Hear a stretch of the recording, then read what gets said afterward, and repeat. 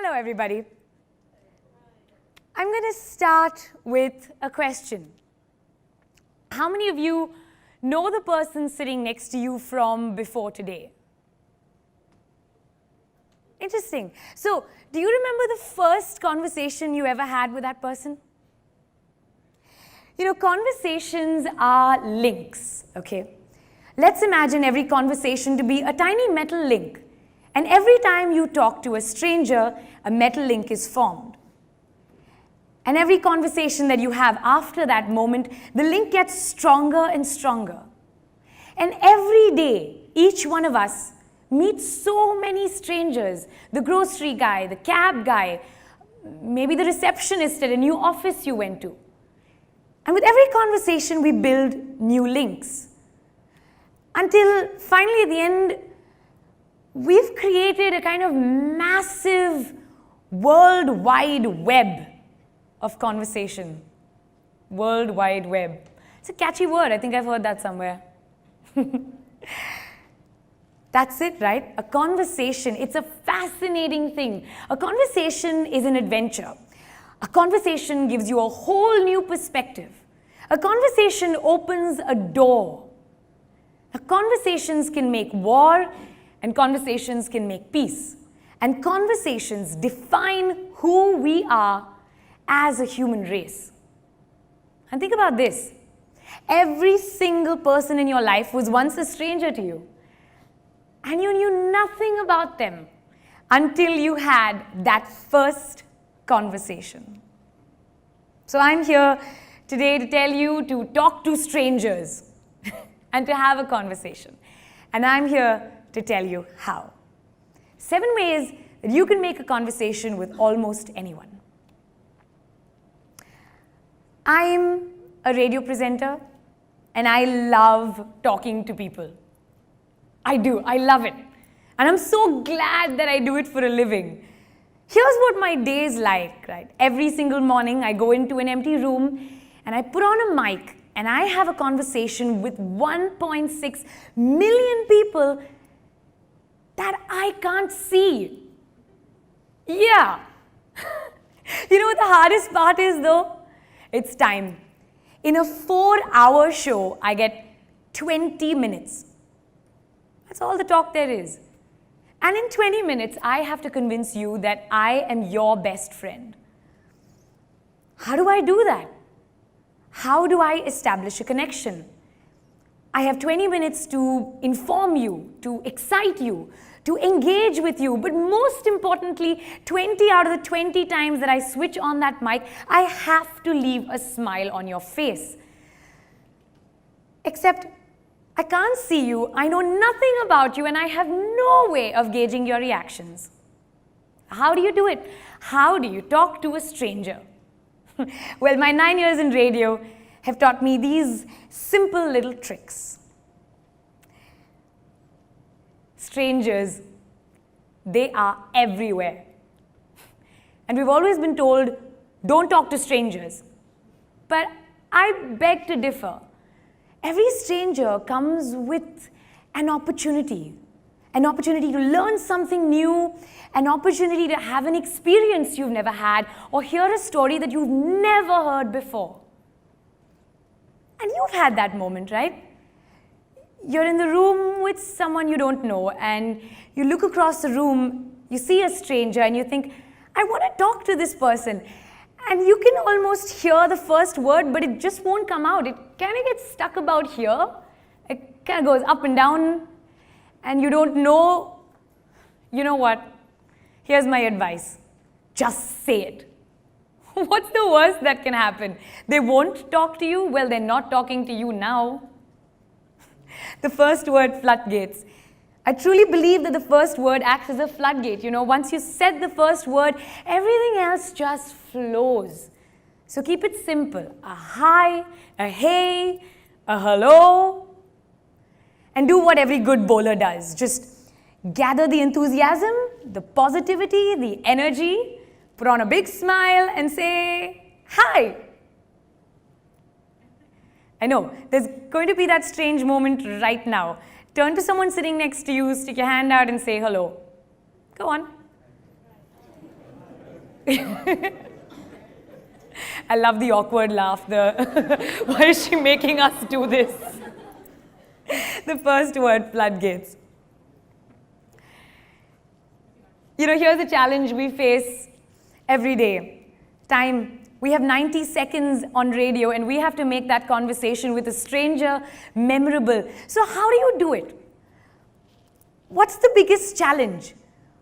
Honestly, if we get stuck in the rut of, hi, hey, how are you? I'm fine. What's going on? Nothing much. Same old. So tell me what's new. There you go. 45 seconds down, wasted. Right? So here's my advice. Skip the small talk and ask a really personal question. And don't be afraid. Trust me. You will be surprised how much people are willing to share if you just ask. So ask any kind of personal question. Maybe, interesting name. How did your parents think of it? Is there a story behind it? Or how long have you lived in this city? And do you remember the first day you landed here? You see, answers to those questions are always something unique, always something personal. My favorite one to try is, where do you come from and where does your family live? Unfailingly, every single time I sit in a cab, I do this. I ask that question. Where do you come from and where does your family live? Let me tell you a little story. I was coming home one night and I get into this taxi, open the door, sit down, I say, where are you from? Where does your family live? And the 60-year-old Pakistani cab driver goes on to tell me all about his life in Peshawar. We talk about politics, we talk about music, family, his wife, his farm. And 20 minutes later, he is convinced that I am the perfect bride for his 26-year-old college-educated son from Peshawar.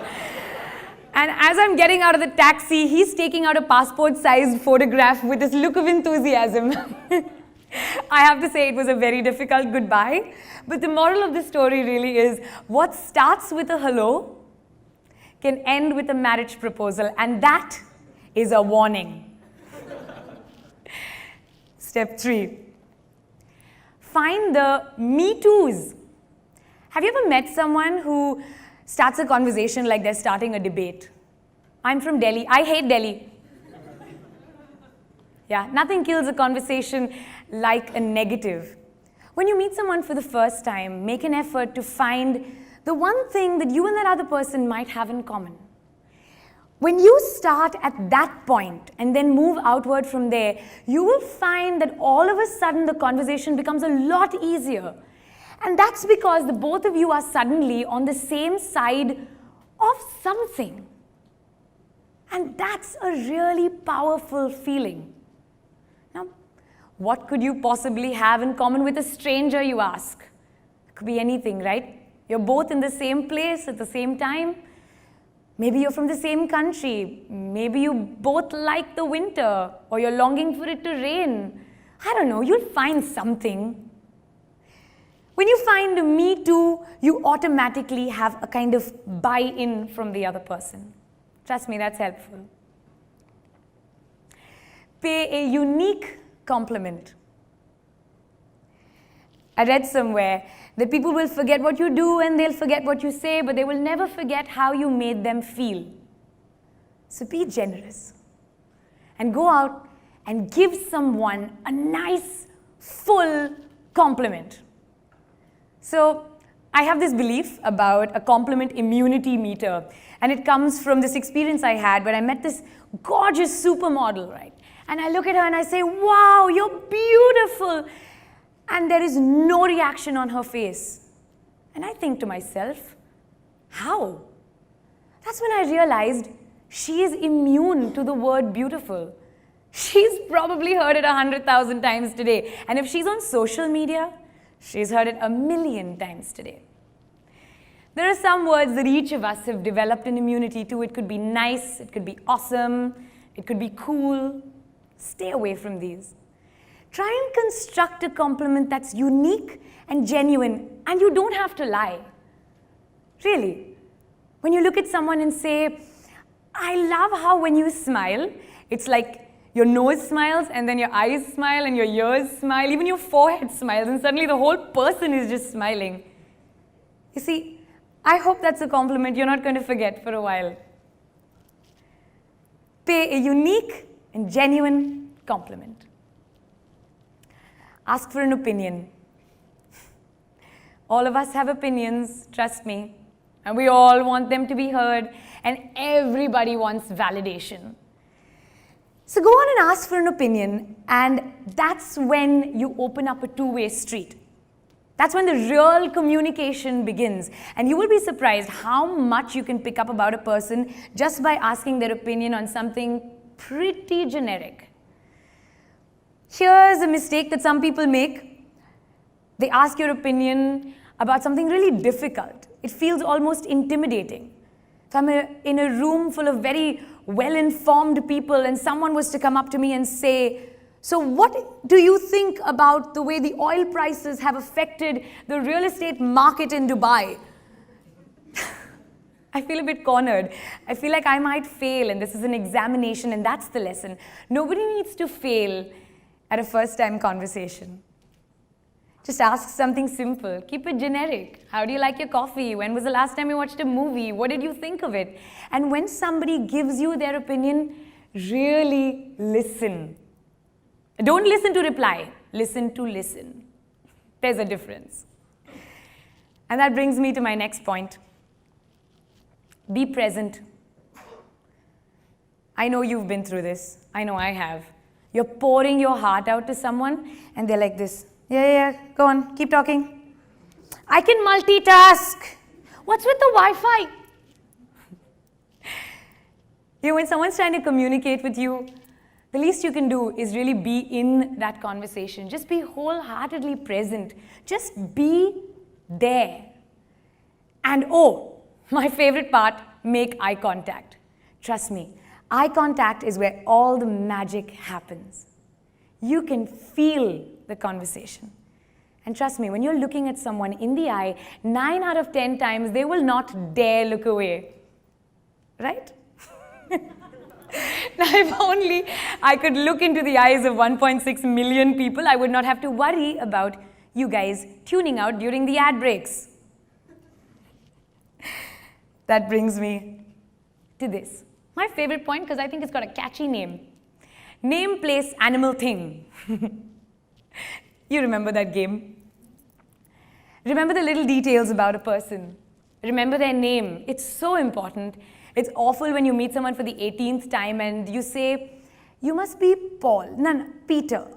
Something with a P and it ends with... It's terrible. Remember someone's name and say it back to them. You have no idea how important you're making them feel. And that's not the only detail. Remember all the other details as well. The places they like to go to, the places they've been to, the places they want to go to, their pets' names, how their pet's been feeling lately, the things they like. Remember their children's names. That's such a winner.